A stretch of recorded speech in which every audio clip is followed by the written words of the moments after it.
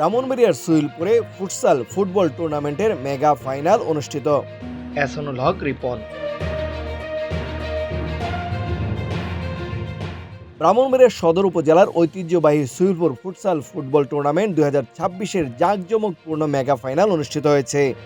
খেলাকে ঘিরে এলাকা জুড়ে ছিল উৎসবমুখর পরিবেশ, আর হাজারো দর্শকের উপস্থিতিতে মুখরিত হয়ে ওঠে পুরো মাঠ। শনিবার সদর উপজেলার সুইলপুর কলেজপাড়া এলাকায় অনুষ্ঠিত ফাইনাল ম্যাচে মুখোমুখি হয় সুইলপুর কলেজপাড়া বাবুল মিয়ার বাড়ি ফুটবল একাদশ এবং পারুলিয়াপাড়া ইয়াংস্টার ফুটবল একাদশ।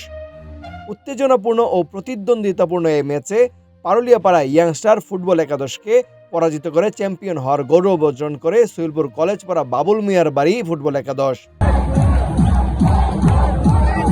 ফাইনাল খেলা উপভোগ করতে ব্রাহ্মণবাড়িয়া সদর উপজেলা ছাড়াও আশপাশের বিভিন্ন উপজেলা থেকে বিপুল সংখ্যক দর্শক মাঠে উপস্থিত হন। দুপুর 2:30টার আগেই মাঠের চারপাশ দর্শকে পূর্ণ হয়ে যায়। বিকেলের দিকে মাঠ ও আশেপাশের এলাকায় উপচে পড়া ভিড় লক্ষ্য করা যায়। অনুষ্ঠানে প্রধান অতিথি হিসেবে উপস্থিত ছিলেন বাংলাদেশ ক্রিকেট বোর্ডের কাউন্সিলর মাইনুল হোসেন চপল। বিশেষ অতিথি হিসেবে উপস্থিত ছিলেন ব্রাহ্মণবাড়িয়া জেলা ক্রীড়া সংস্থার অ্যাডহক কমিটির সদস্য সচিব তানিম শাহেদ রিপন।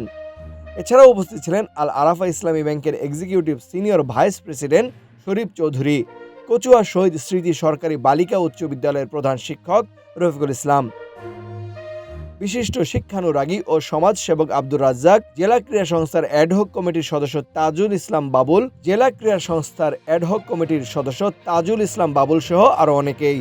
তানভীর হাসান, সারাবেলা নিউজ, ব্রাহ্মণবাড়িয়া।